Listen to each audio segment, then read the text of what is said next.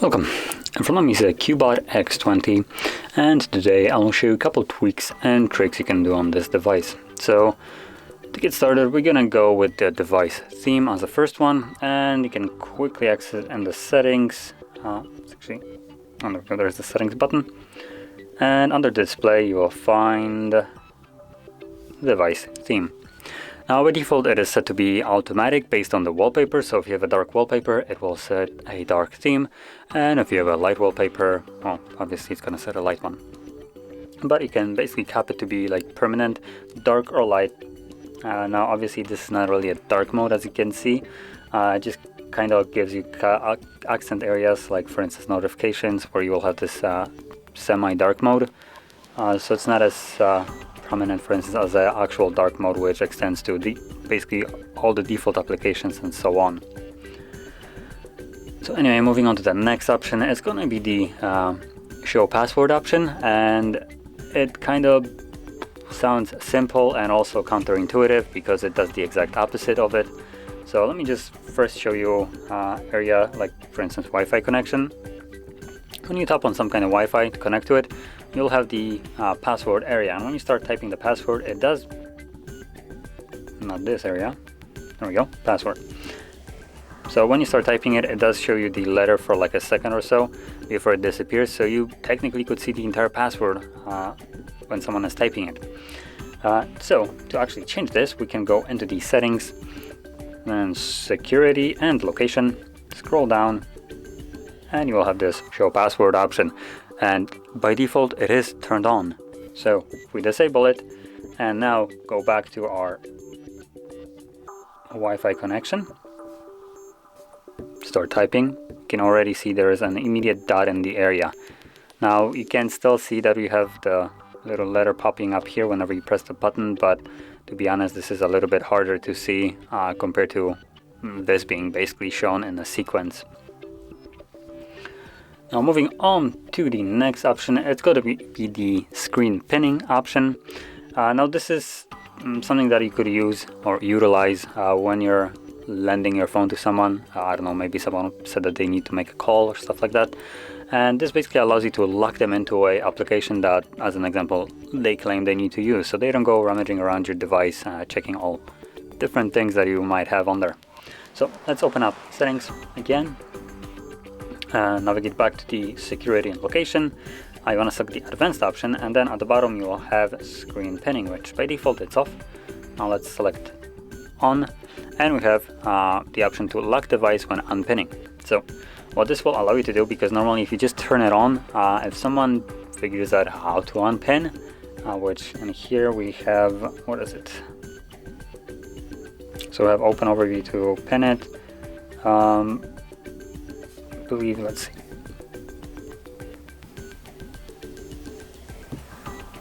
There we go. So to unpin it, we basically need to hold the back button and recent button. At least that is with the buttons itself. Now I believe if you're using the pill option, which is the default one, you just have to hold both of the options that are visible, which is the back and the home/recent, depending how you want to classify it. So right here, yeah, if you try to leave, it tells you even how to unpin it, which if you don't have any kind of screen lock, it seems a little bit counterproductive, to be honest, because all you need to do is just this and you can leave.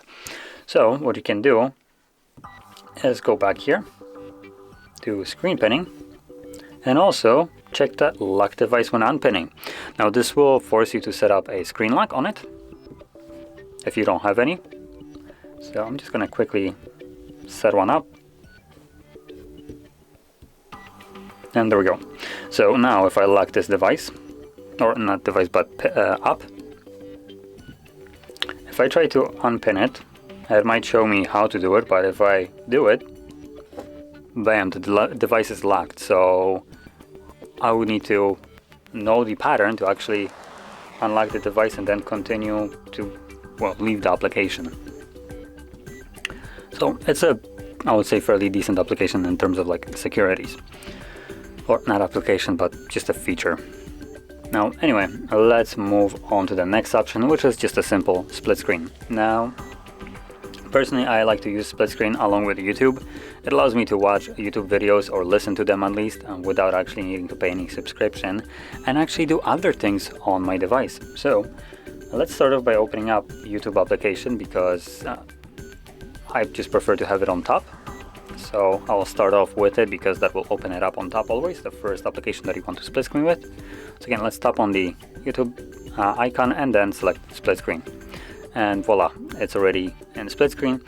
And from here you can click on home, find another application that you want to split screen with. You could also already interact with this right here, or once you actually play something, you can go home, and even when it's in this tiny little window that you don't really have the option to interact with, it won't pause anything that you're watching, which already is a nice option here. Now I'll also warn you before you start opening up any kind of application, not all applications support split screen. Majority of them should, but there are apps that will not. So it looks like we are forced to be 50-50 split. But as you can see, you can watch videos right here and do other things. I'm not going to be playing any kind of video right here just for copyright reasons, but obviously you could, and it wouldn't pause it. And when you go home, it still will continue to play it. Now, going back to the applications that don't support split screen, I believe camera is one of them. As you can see, I just gave us a pop-up that it doesn't support it, and it just automatically quits split screen and closes up the application. So keep that in mind. Now, going on to the last option that I want to show you, it's going to be the pill option, the navigation, however you want to classify this. I personally am not a fan of the kind of like beginning state of gesture navigations, because that's kind of what it was. So I prefer to have just a typical navigation buttons instead of this this wonky in between. So if you're the same type of person that just don't like the pill button, then you can revert back to the original navigations. So to do so, all you need to do is go into the navigation bar, I believe, and nope, my bad, not here. It's here for basically just a switch of the buttons. As you can see, you can flip them to the other side, but the actual option is going to be under System, Gesture, or System Navigation, right? What am I doing? There we go, Gestures, and swipe up on Home button. And once you enable this, or disable in this case, enabled, it is by default enabled, which comes with this kind of pill button. So if you want to get back to the normal ones, just turn it off and you're all set now. So anyway, this being said, this would conclude all the tweaks and tricks that I wanted to show you, and if you found this very helpful, don't forget to hit like, subscribe, and thanks for watching.